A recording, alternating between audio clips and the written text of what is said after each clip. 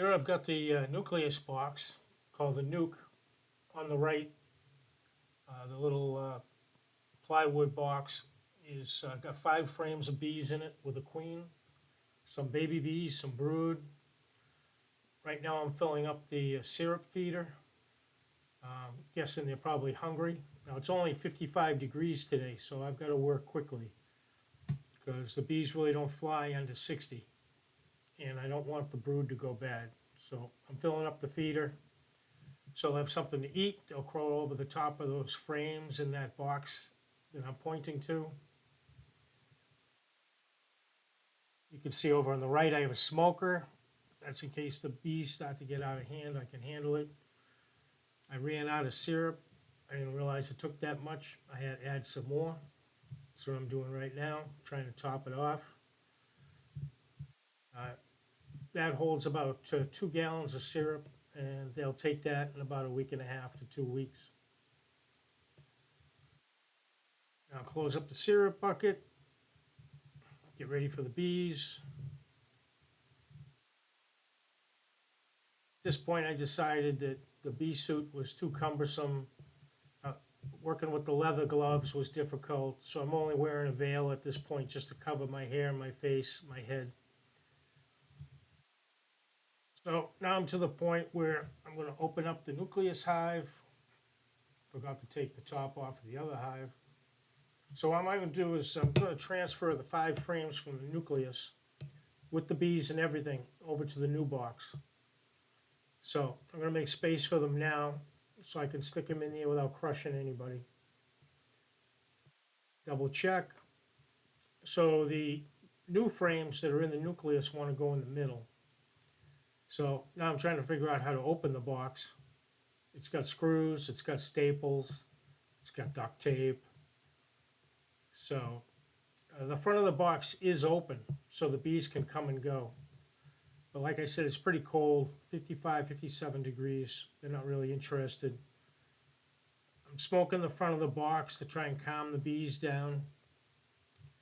It turns out I didn't need it.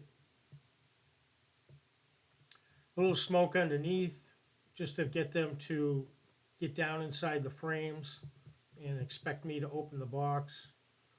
So now I'm expecting them to fly out at me, which they don't. It's too cold. So I'm going to pull the frame out closest to the wall of the hive.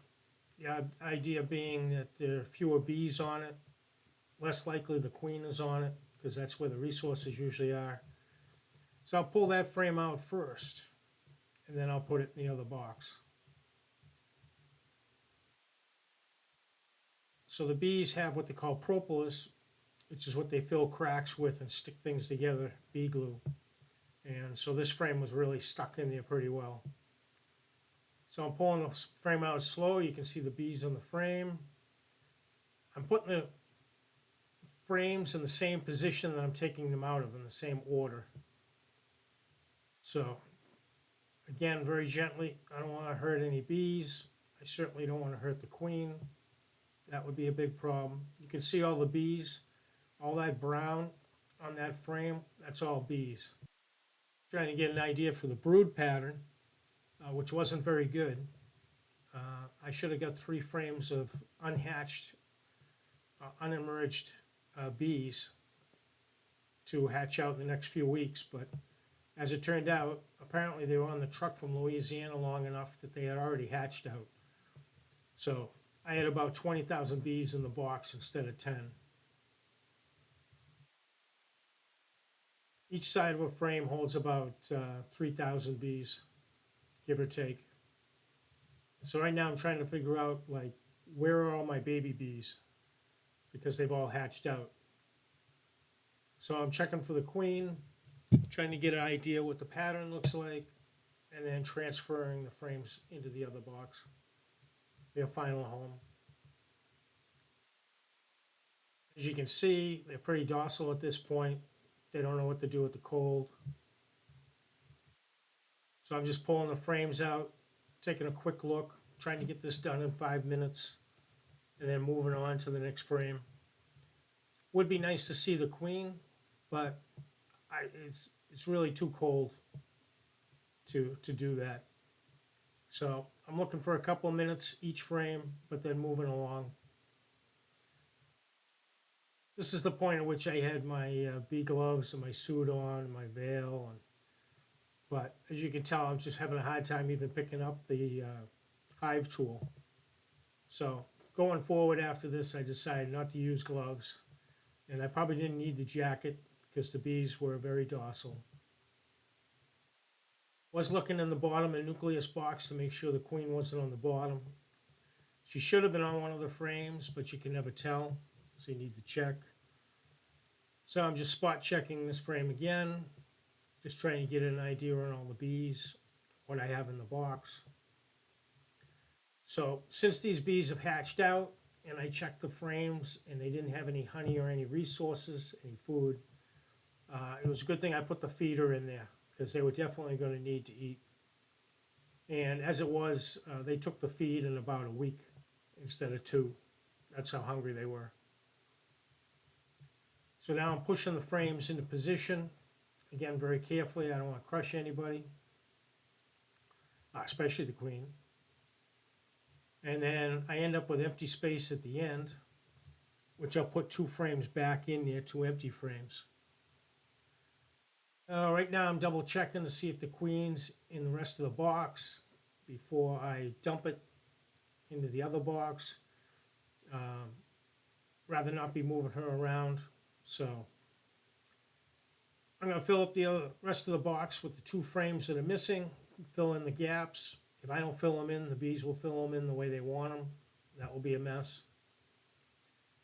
Now I've got probably 500 bees in the box. I'm just going to knock them out into the hive. Some are left in there, so I'll stick that up against the front of the hive and they'll walk out of the box and into the front door of the hive, which is down by that silver piece. You can see some of the bees, now that they're flying, they're trying to get oriented to where they are. That way they can find their way back to the hive. Trying to get the last few bees out of there. And they just did not want to come. So at this point, I'm trying to understand what the nuke is and how it's made. And again, thinking I need to get the last few bees out. Turned out pretty fruitless. I still ended up with probably 100 bees in the box that just were not giving it up. Now that I convinced myself that the bees are in the box as much as possible, I'll put the inner cover back on. I have a temperature sensor so I can tell what the temperature is in the beehive. But of course all the bees are in the way, so I gotta move them out of the way so I don't squish anybody. Then I put the telescoping cover back on, and that completes the hive.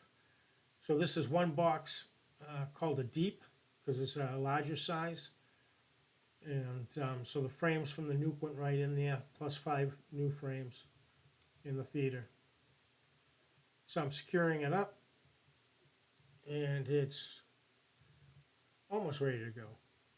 So now I've decided that I should add pollen patties. Again, they don't have any resources. They don't have any of their own pollen or their own honey.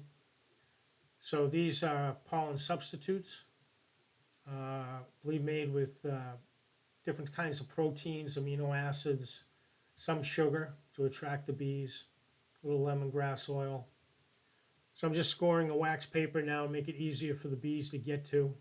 Though I did find that they shredded the wax paper themselves, and then when they were done with it, carried it out the front of the hive and dropped it on the ground. So they're very good at maintaining their own space. So now I have to pull everything back off,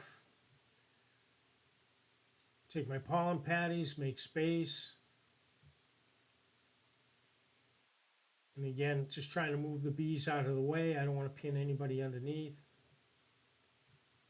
They are really good about moving. If you start pushing them or squeezing them, they'll move right away and make space. So that's actually 1 poly patty ripped in half. It's 1 pound. So each half is a half a pound of pollen. And I expected them to eat that in about a week. given the number of bees that were in the hive.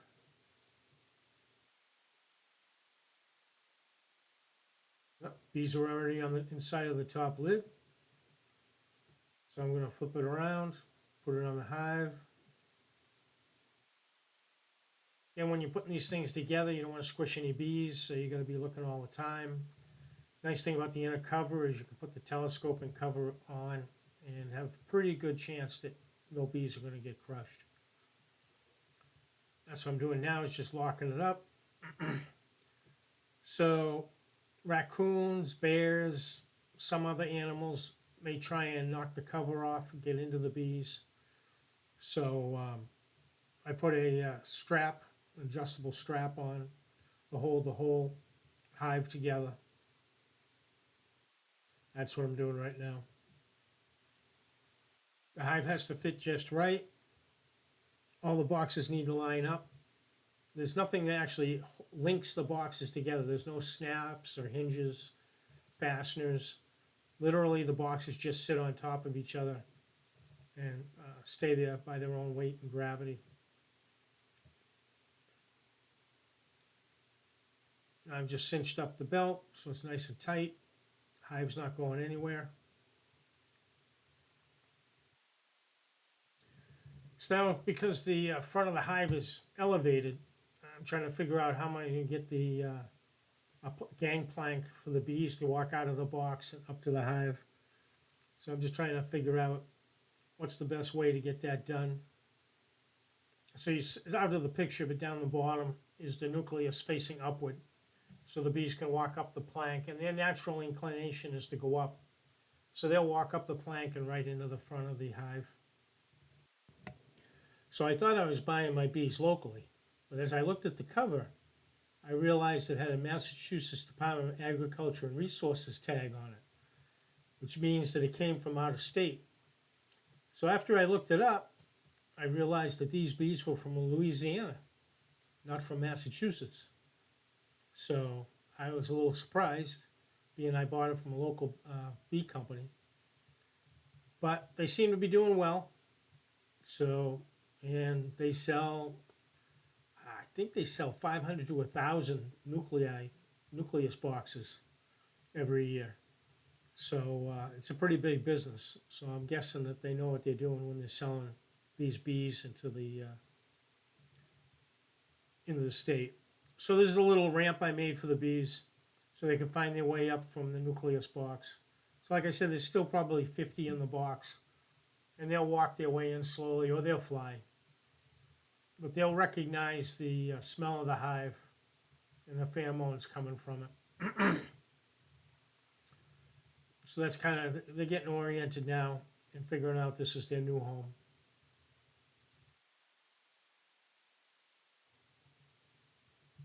Just a little bit of a shot of the bees coming and going. That small opening. So here is the way the hive looks with the nucleus in front of it.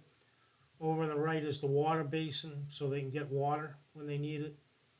The flags outline a 10-foot radius around the hive, kind of a safe distance for people who don't know bees and don't have protective clothing on.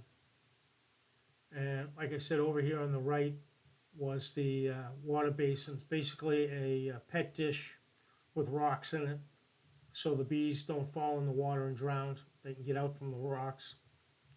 And there's just a side view of the bees coming and going and the activity.